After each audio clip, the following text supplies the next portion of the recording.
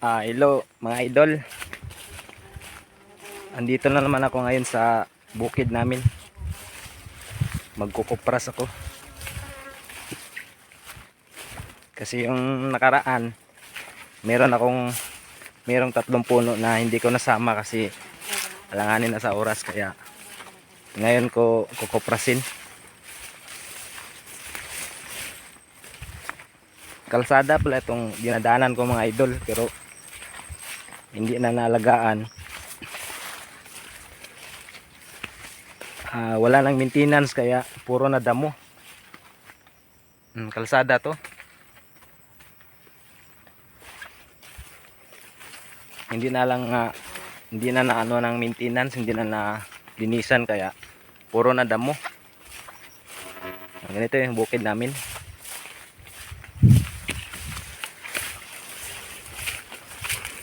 Tsaka mamaya akit ako doon sa sa bundok. Papakita ko sa inyo yung view. Yung view dito sa amin.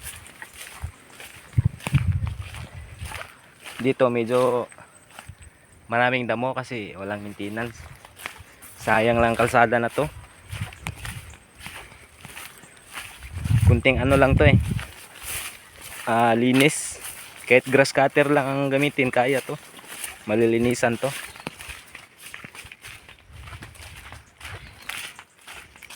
Maganda sana kung nasiminto na to, hindi na mahirap daanan. Marami nang pupunta dito sa bukid.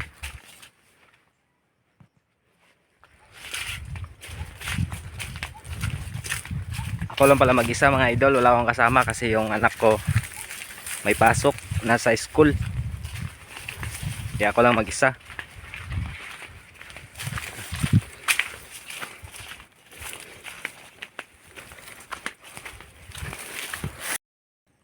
Mga idol, hindi ko pala natuloy na pagkupras kasi naiwan yung lugit.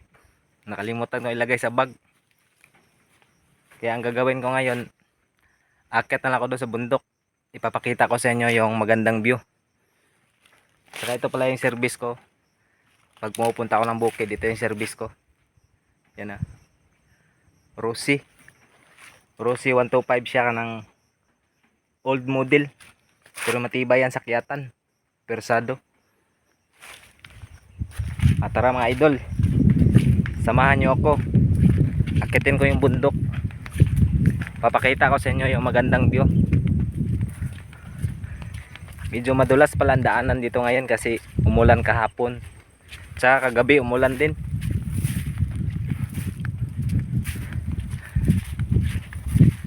Medyo mainit na kasi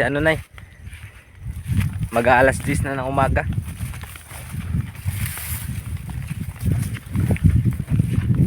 Samahan nyo ako mga idol, akyatin natin para makita nyo rin yung magandang view.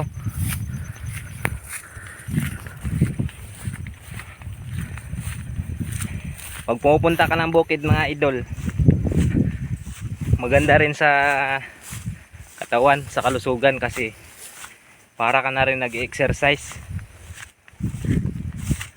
Silabas talaga yung pawis mo.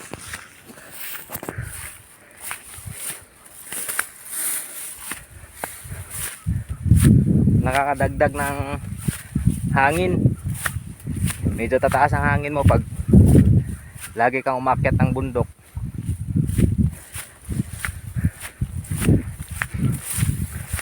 Para ka na rin nag-exercise. Para kang nag-gym.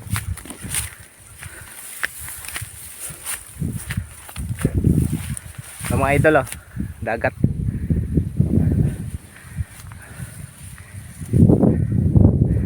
Ang karamihang tanim dito sa baba lang ng bundok. Kasi pag dito sa bundok, medyo hindi magandang taniman kasi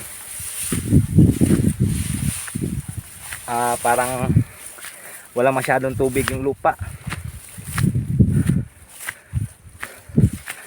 Magandang tanawin mga idol.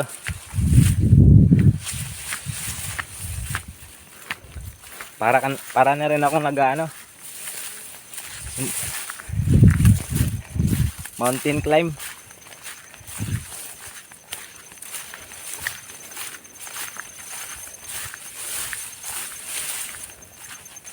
Saka pag pupunta kayo ng bukid mga idol, kailangan din alerto kayo. Kagaya nito, maraming damo. Ingat-ingat kayo sa mga ahas. Kasi hindi mo masigurado kung yung dinadaanan mo walang ahas. Kaya alerto ka talaga. Sa kailangan magdala ka rin ng itak. Ito na mga idol, ito sa taas.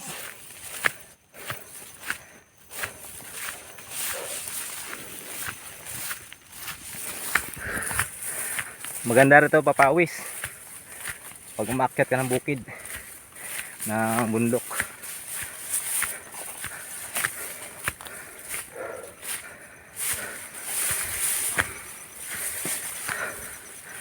Nakakahingal mga idol. Saka mainit.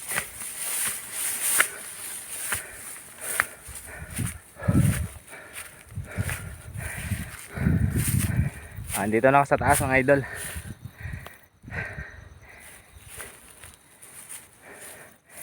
Kailangan pag pumupunta ka ng bukid, hindi mo makalimutan magbaon ng tubig. Importante talaga tubig.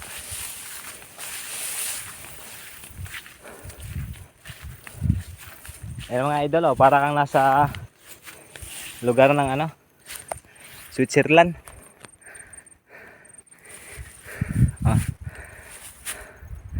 Ang ganda ng tanawin. Sa makikita mo rin yung dagat. Yan ang dagat.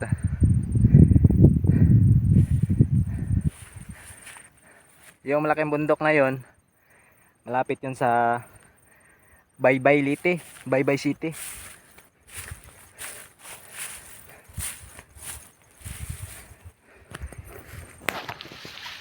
Mga idol, green na green.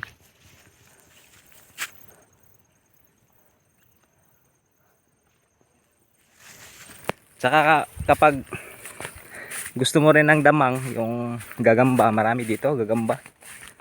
Manguha ka lang sa mga ganyan damo, ngayong damo.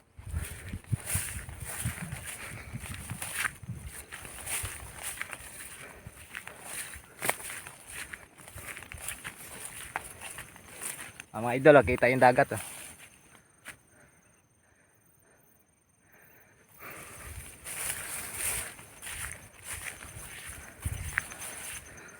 May papakita pala ko sa inyo yung tinatawag na 4 isla. Ayan mga idol, yan yung 4 isla. Yan. Kaya tinatawag yan na 4 isla kasi 4 yan sila. Kaya 4 isla ang tawag. Yung makikita nyong may puti, yan yung magandang pasyalan. May white sand, tsaka may long beach. Mga idol, ang ganda tingnan. Ang ganda ng view dito. Para ka nasa Switzerland.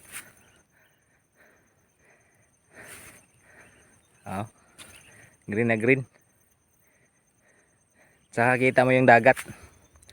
Yung lugar namin doon, yung bundok na yan, bali ano yan, gubat. Yung sa baba niyan, yan yung sa amin. Saka malapit din kami sa dagat. Malaking bundok mga idol. Green na green, para ka nasa Switzerland. Saka pag gusto mo pala ng ano mga idol, yung gamot sa pilay, gamot sa mga yung mga ugat na ano ng hangin, marami din dito, organic gamot to sa ano, yung sa mga pilay, alam mo, napilayan ka, yung ugat mo na ano ng hangin, yan gamot yan. Bali ano mo lang to sa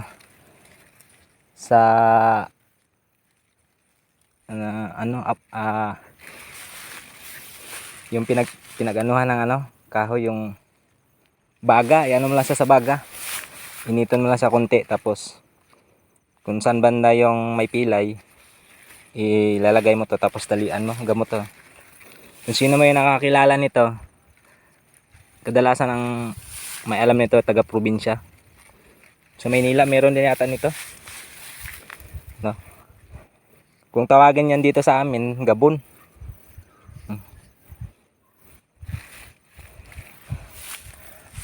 Ang ganda tingnan mga idol ah.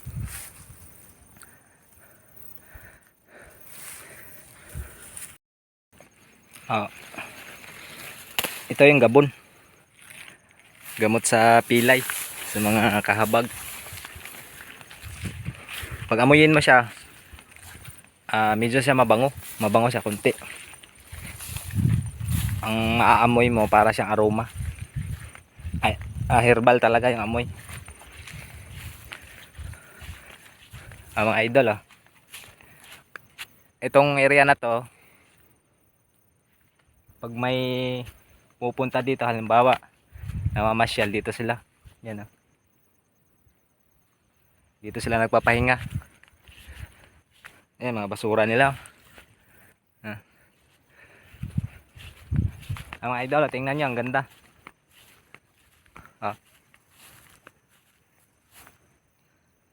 Ang bundok lang dito, wala masyadong tanim, saka walang masyadong puno kasi hindi nabubuhay pag dito sa taas ng bundok. Idol, taas ah.